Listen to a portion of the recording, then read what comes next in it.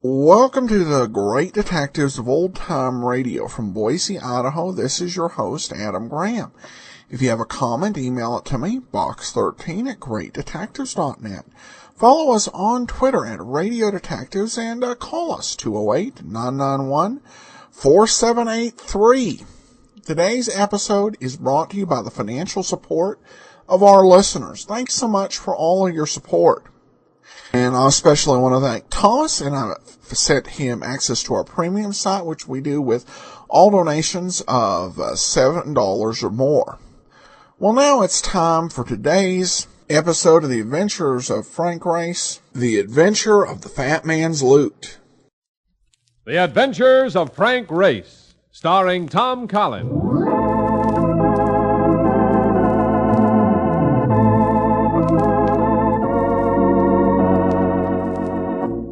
The war changed many things, the face of the earth and the people on it. Before the war, Frank Race worked as an attorney, but he traded his law books for the cloak and dagger of the OSS.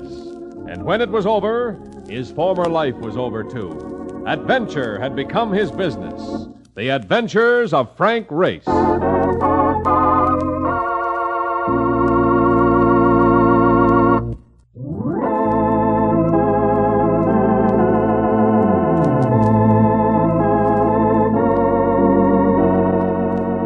And now we join Frank Race for the adventure of the Fat Man's Loot.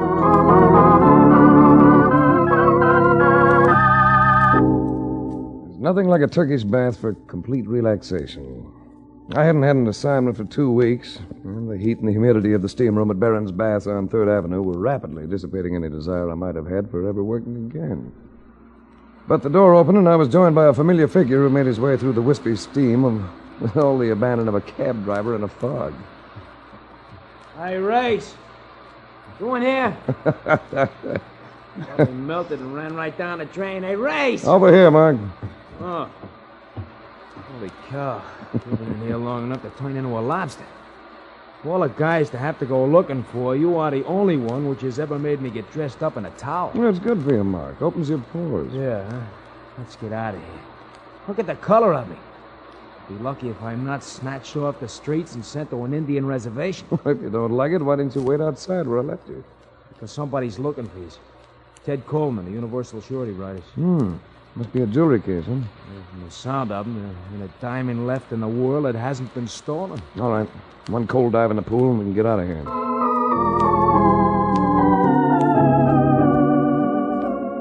Ted Coleman, insurance company vice president with the eyes of a heavyweight champion. He doesn't talk about it, but one of his souvenirs from the war is the Congressional Medal of Honor. As we came into his office, he got up from behind the desk to shake hands. On the desk were a couple of items of jewelry that would have made whistles come from the Vanderbilts. And on the wall behind the desk hung a map of Europe. Hello, Race. What do you think of these trinkets? Pretty baubles. They must be paste. No stones could be that large. No, Race, they're real. They were even larger before they were cut and reset. Who do they belong to? Some unfortunate people who are no longer with us. People who were murdered in Europe during the war. I've been waiting for some of this stuff to turn up. This is only a small part of what I'm looking for. And you want me to find the rest? Yes. It's going to be easy, Race, because these jewels are part of the loot confiscated by Herman Goering. Old fat stuff himself, huh? Hey, Goering's dead, ain't he? Yes, he's dead all right. But obviously, somebody who was close to him is still alive. Alive and living like a king with stuff like this in his possession. I don't like the idea of that, Race. Neither do I. Where do I start? A Nazi captain named Ludwig Strauss was in charge of Goering's jewel collection. Oh. I've checked all the war crime records. Strauss has never been picked up. He's had a couple of years to change his appearance and his name. You better start in Berlin. That was Strauss's home. Here's some notes on him. Former addresses, names of intimate friends, many of whom were taken care of at Nuremberg. Here's a picture of him with Gehring at the gambling casino. Gehring's in the background, and that's Strauss getting ready to throw the dice. He's almost as fat as Gehring. Tell me, Ted, where these jewels turn up? Got the places circled in red on the map. Marseille, France, Torino and Geneva in Italy, and the necklace in Barcelona, Spain. Mm-hmm. Details are in the notes I gave you. I guess you paid out a fortune in claims on this stuff, huh? Now, this might sound funny coming from an insurance man, Race, but I wish we'd paid more, because that would mean that some of the owners would be alive to collect. I want that Strauss, Race. I wish I could go after him myself. Well, I'll do my best, Ted. Arrange visas for Mark and me. We'll take a plane to Berlin in the morning.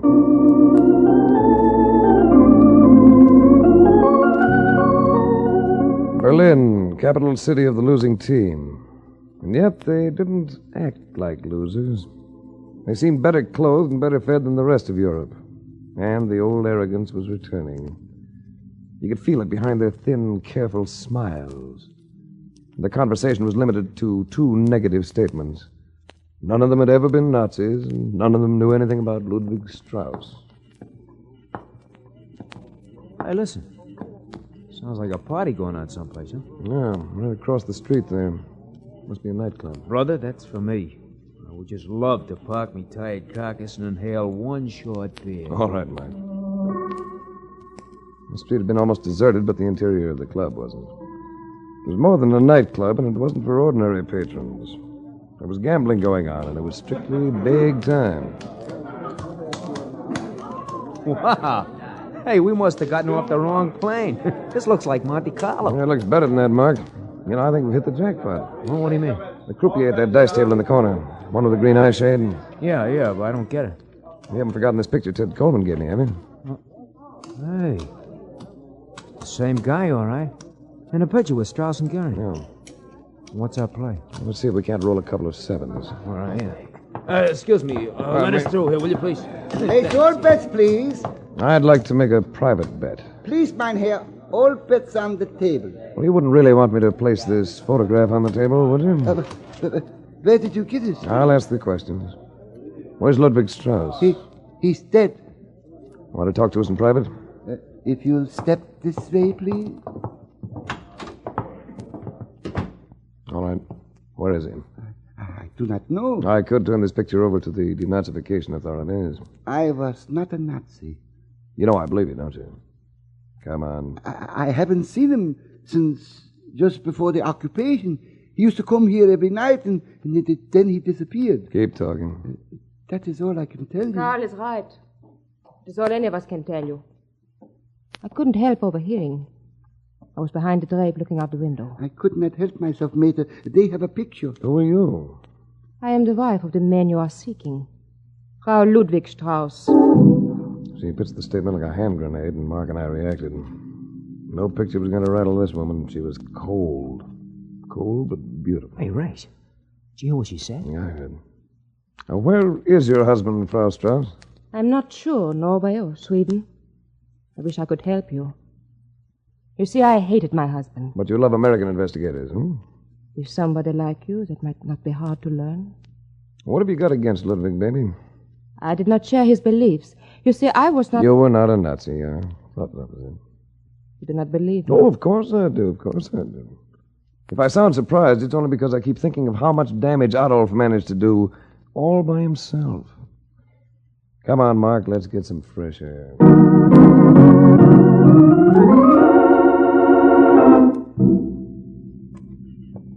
So, here we go again. Which should we try first, Norway or Sweden? Neither one, Mark. We're being steered. No Nazi officer'd hide out in Norway or Sweden. If people discovered there, they'd tear him apart. Then you think Strauss is still here? No, too many people who might recognize him. Well, that means we got nothing but the whole wide world. Save it, Mark. What's up? The car's been telling us. Quick, this doorway. Here, Ace, may I give you a ride to your hotel? Nice, the guy was running a crap game. I know you are here someplace. I just want to help you. Get out of the car and walk over here with your hands up. Oh, there you are on the doorway. All right, Otto, schnell. Somebody else in the car. Down, Mark. One down. Otto's making a break for it. Stop! Oh, don't hit me. Give me that gun, Frank. Yeah. Damn, Otto. Yeah. can. All right. Get in the side. Better commandeer that car and get out of here. All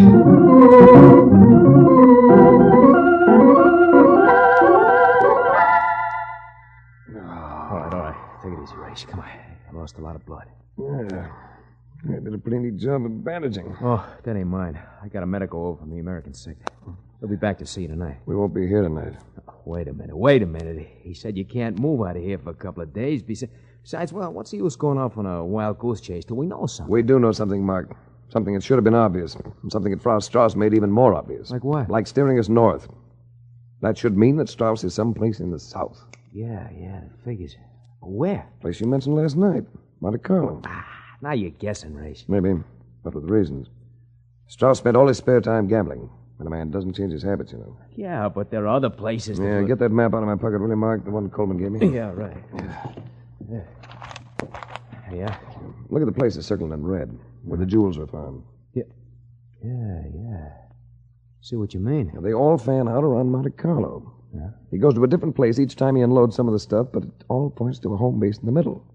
This I gotta buy. While you're at it, buy something else. 2 tickets on tonight's Riviera Express to Monte Carlo.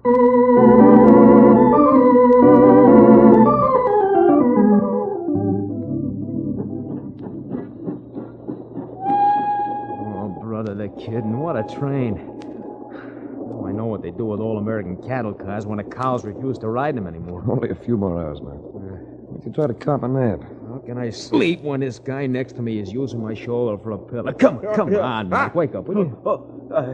Pardon, monsieur. I must have fallen asleep. For a minute, I thought you dropped dead. You gentlemen are tourists? We're in the jewelry business. A buying trip. Oh, one can pick up some wonderful bargain in Paris. Have you tried there? I thought Monte Carlo might be a good spot. Monte Carlo? Oh, I'm afraid you will be disappointed. Most of the jewels one sees in Monte Carlo are worn by your rich American women. Well, natives must have some jewelry of their own. I guess they might sell some of it if they get a losing streak at the casino. Again, you will be disappointed. The regular residents of Monaco are not permitted to play at the casino. It is against the law. Really, you would find very preferable. Everybody seems to have a suggestion as to where I should go. I do not understand, monsieur. Yeah, perhaps you don't. We'll skip it. This is my station. Au revoir, monsieur. Au revoir. Yeah, au revoir. Hey, wait a minute, you forgot something. Oh, that is my lunch. I overslept. My wife will have oatmeal prepared. Please, accept it with my compliment. Well, thanks, hey. I wouldn't eat that if I were you, Mark. Don't be so suspicious. The guy was just a farm. I'm hungry. You can wait a while. Well, I'll take a look anyhow. Oh, boy. I really wrap things up tight over here. Hey, look, wires. Throw it, Mark, quick. Out the window. But I can't... Quick!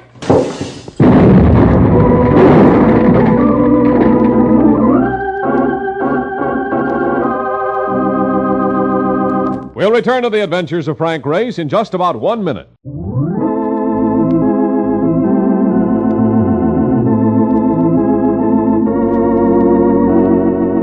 And now, back to the adventures of Frank Race. What that homemade bomb would have done in the close quarters of the compartment, I hate to think about. But I got it away from Mark and made a heave just in time. Even so, it tore up a section of track next to us and broke enough windows on the train to make it look like the aftermath of a sandlot ball game. The blast couldn't be traced to us, and after the authorities finished their rather confused investigation, we went on to Monte Carlo and settled into the Hotel Crown. Hello. Hello, Mr. Race? Yes.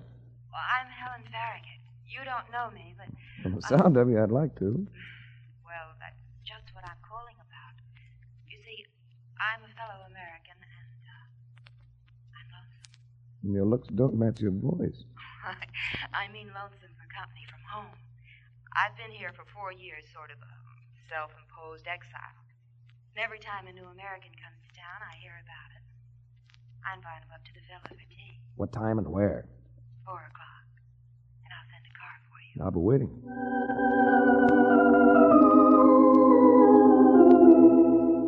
The villa that housed Helen Farragut was something you see in dreams or on picture postcards. You could count 7 different shades of blue in the Mediterranean as you looked down from the hillside. But beautiful as the sea was, Helen Farragut could snatch your attention from it without half trying. My blind dates don't always turn out this well, Mr. Ray. I was just going to say the same thing. Will it be tea or something more stimulating? This is definitely Cointreau with him. And atmosphere. I'll join you. 2 Cointreaus, please, all right? Yes, Miss Farragut. When we get our drinks, I'll introduce you to my protectors. Protectors? Mm-hmm. You see, I always invite a couple of extra people just to have them on hand if the blind date should turn out to be disappointing. They're out on the balcony. Will they always be out on the balcony? No. Next time we'll be alone. Miss Farragut. Monsieur. Oh, thank you. Well, thanks. And now, the balcony? There were 3 of them, 2 men and a woman. One of the men was an American businessman, Dan Carpenter, a bit on the paunchy side. He had the distracted, futile air that Americans get when they've been abroad for too long. Then there was Rudolf Richter, a German right down at the proverbial Heidelberg dueling scar. I needed no introduction to the woman. We meet again, Mr. Reis. Yes, Mrs. Strauss. Despite all obstacles, we meet again. Oh, you know each other. Well, that's nice. You can chat while I get on ready to fetch you out. I'm telling you that I was understood. Well? I had a run-in with some of your friends before I left Berlin. They were not my friends, but there's no point in telling you that. You don't want to listen. To the voice, yes. To the words, no. Perhaps in time I could convince you. But this is hardly the place. We'll be meeting again. Tonight, perhaps? Dinner? All right. Race, I'd like you to settle an argument for us. You've just come from the States. Yes? Richter thinks that America is all for keeping Germany down. I told him once we've won, we forget about all that nonsense. Sure we do, Carpenter. Places like Belsen and Dachau are easy to forget. There you are, Richter. I think I denoted a note of irony in Mr. Ace's voice. I get that way around people like Carpenter. What do you mean? I mean, I think you sat the war out in some nice, cozy spot like this. You can forget anything. You weren't hurt. Look, I was too old for Sure, you were too old and you had no sons. It figures. Why, Easy, fellow. Oh, tell Helen I had to go. I'll call again when the tourist season is over. I'm afraid Carpenter does not like you. Well, that makes it even. I don't like Carpenter. I'm surprised to find you on my side. Why, Mr. Ace? Because I am a German? I was not a... No, I won't say that. It is too commonplace. Coming from you, I might believe it. Coming from Richter, you should believe it. He lost his family at Dachau. I'm sorry.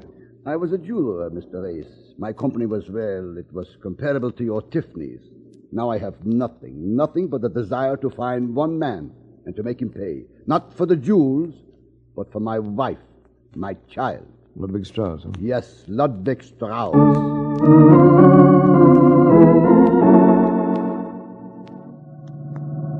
Mistress runs quite an establishment, all right. Miss Farragut is very wealthy, monsieur. Nice of you to drive me down. Miss Farragut wished it. I do as I am told, monsieur. I guess the casino collects quite a bit of revenue from Miss Farragut and her other guests.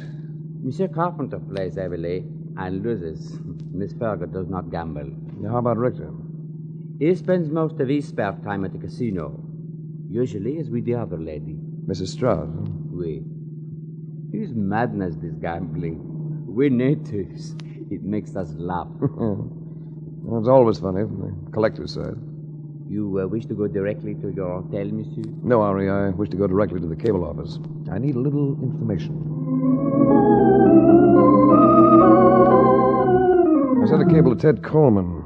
There was a sense that Ludwig Strauss was in Monte Carlo or not far away. And there was a better than even chance that I'd already met him without knowing it. I went back to my hotel, took a fast nap, and waited for the answers. Hello, Mark. Where you been? Over at the casino, getting my pockets picked by the roulette wheel. Oh, brother, my salty. Oh, here. It's cable for you. Picked it up at the desk. Oh, good. I've been waiting for that. What does it say? Plenty. Information Coleman dug up about Strauss. Went to school in England and the United States. And English is one of the languages he speaks like a native. So how does that help? It helps plenty, Mark. With his physical appearance changed, hair dyed, new name, he might be almost anybody we meet. Might even be an American businessman named Dan Carpenter or a German named Rudolf Richter. Yeah. Might even be my grandmother in Williamsburg.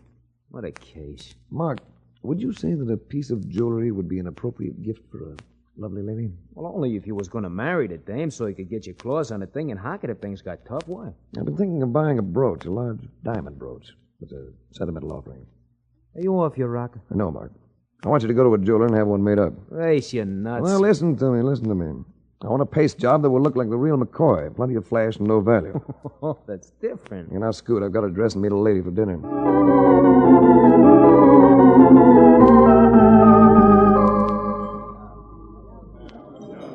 You look different by candlelight, Race. Your eyes, they are not so cold and adamant. You look different yourself. Make me feel that I misjudged you. As a matter of fact, I've been feeling sorry about that. You can make it up to me. I brought you something that might help. Oh. Will you accept it? A brooch.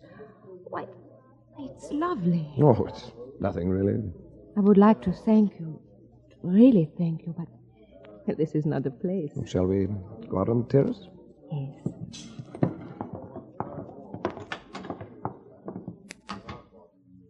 Now I can thank you. She came into my arms. I said she was cold, but she only looked that way. Her lips took me on a rocket trip to the equator and nothing flat. I hated to break away, but it wasn't a matter of choice. How touching. Rudolph. That gun doesn't look very friendly, Richter. Move away from her, Race.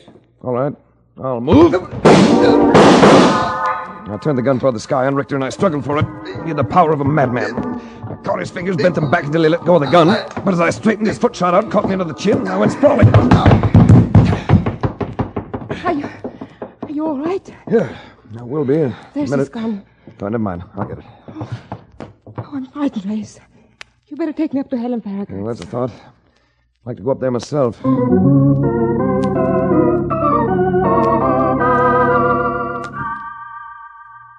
Must have been quite an evening, Mr. Race. Maida will be all right as soon as she's had some sleep. I gave her a sleeping pill. You better keep an eye on her. Call me if you see Richter wandering around any place. I will.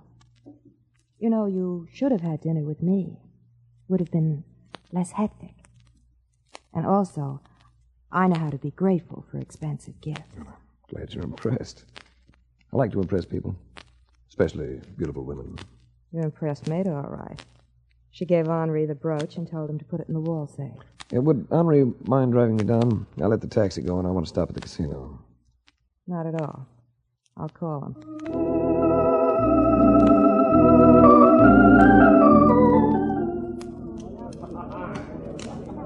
I am glad you asked me to drive you down, Monsieur Rice.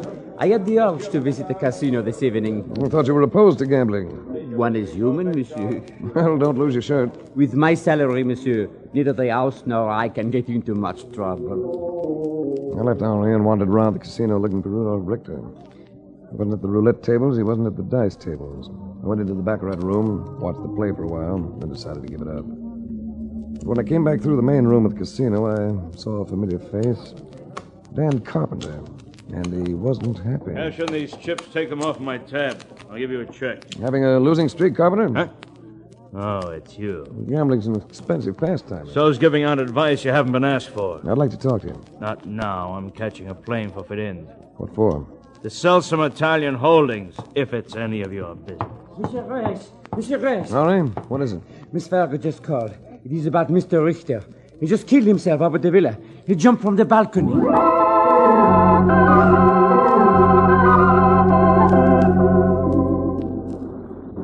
He's down there, Race, by the rocks. There are men coming along the beach with torches to recover the body. How did it happen? Well, Maida was too upset to sleep. We came out on the balcony. Rudolph came in and he started to scream something about being trapped. And then he jumped. Where's Maida? In here. Look, take it easy with her. She's in bad shape. Look, dear, let me call a doctor for you. No, I don't need a doctor. Well, are you satisfied, Mr. Reyes? Should I be? You can leave my husband alone now. You can't do anything to a dead man. Maida. You might as well know. Ludwig changed his name to Rudolf Richter. The race came. I tried to help, but I couldn't. He was frightened, and now he's dead. Can I do anything to help, Miss Farragut? No, thank you, Henri. I don't suppose you'd want anything around to remind you of me, Mrs. Strauss. May I have that brooch back? Yes. Just take it and get out. And leave me alone. Would you get me the brooch, please, Henri? Yes, sir. I think I put it right over here by the coffee table. Thanks. You can stop performing now, madam. What do you mean, Race? I mean that Rudolf Richter, that was his real name, didn't jump off that balcony. He was pushed. Because he didn't believe Maida's story anymore, and he was getting too close to Ludwig Strauss. All right, Race. Go on. I don't have to go any further. I'm already there. Henri? Yes, monsieur? Why didn't you put that brooch in the safe? I forgot. You didn't forget. You knew it was paste. And you aren't a native of Monte Carlo, are you? Because it's against the law for local citizens to go into the casino. You are being ridiculous, monsieur. Well, we can make sure. Let's send a copy of your fingerprints to AMG in Nuremberg. That won't be necessary, Race. Very neat, those pearl-handled revolvers. I've enjoyed this meal ticket for too long to have you mess it up. Very nice front. Rich American girls are very common over here. So you pose as one and give Ludwig a perfect cover-up as houseboy and chauffeur. And he enjoys the luxury of the villa, except for serving at tea parties, of course. Are you ready to make the jump now, Race? Or must you also be pushed? I'll jump. Let go of me, you devil! Oh! Ludwig! Stop that, Ludwig! I'm sorry it had to be this way, madam. Yes, Race. So am I. But now there's nothing in our ways there. You know I care for you. Oh, you misunderstand me, baby. I meant that I'd rather have seen Ludwig stretching rope at Nuremberg. I was talking about us, Race, you and me. Oh, I wouldn't plan on us, madam. I've been a stage door Johnny at times, but a jail door Johnny... Yeah, I'm afraid you'll be too old and unattractive by the time you get out. Schwein. No such language. Now, you just sit there quietly while I invite some guests to the party. Operator, get me the Monte Carlo police.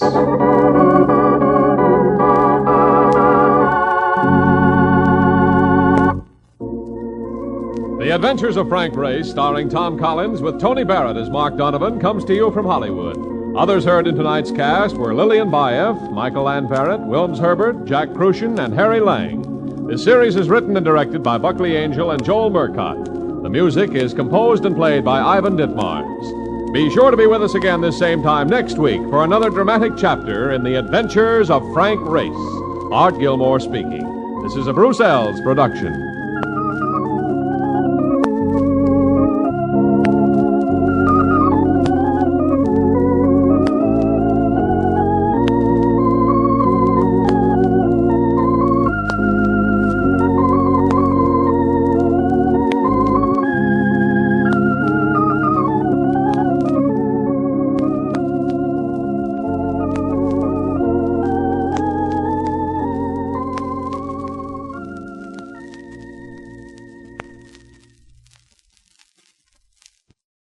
Welcome back. Well, of course, this episode had nothing to do with the Fat Man program, which we ended last week. This is a fascinating episode just because it takes on a frustration not typical in the Golden Age radio emphasis. Usually the post-war emphasis is on the is strictly on those ex-Nazis who are still at large, which I think was the main point of this particular show, as well as all of the work that goes into the rebuilding and kind of a call for peace and understanding and letting bygones be bygones as they move forward into the post-war world. Frank Race definitely the war is still very much fresh in his mind. So not ready to just say, hey, forgive and forget, and sharing a frustration that doubtless many shared and was rarely expressed in media, is that as U.S. soldiers, as Americans were over there, they find all of these people in Germany who swear up and down they weren't Nazis. And that line, I was just, I'm just amazed by all the damage that Adolf was able to do by himself. Lest we forget, Adolf Hitler and the Nazis, they won elections in Germany. That's how they first were able to work their way into political power. So clearly there was a level of frustration that there were people who supported and backed the Nazis before they came to power, and through their time in power, who were simply denying any involvement, even though they were truly involved in making them a powerful force in the world. So it's a very interesting and different portrayal. And this does seem like is a good opportunity to announce a plan, a goal for a new podcast beginning next year. This came as a result of a suggestion by Brian Ashby, who's a longtime friend of the program.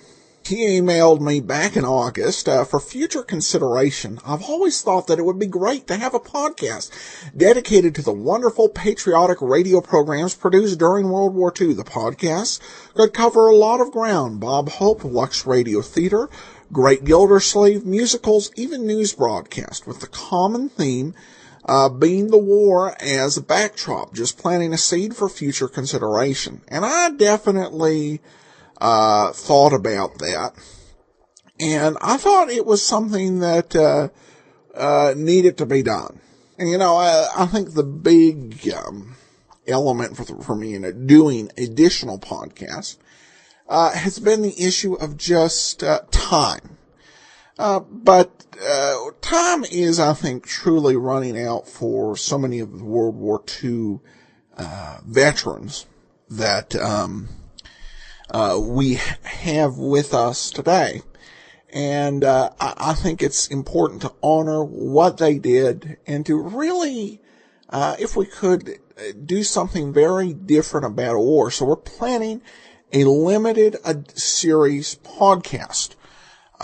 It'll be called The War, and I'll be working on some details, and it will start airing a year from yesterday, Lord willing, and the creek don't rise. There are things beyond our control, but that could happen. But I am planning to inaugurate that series starting November the 11th of 2013, running through June of 2014, and D-Day all the way to August 15th, into August and the commemoration of VJ Day. So it'll be an exciting podcast.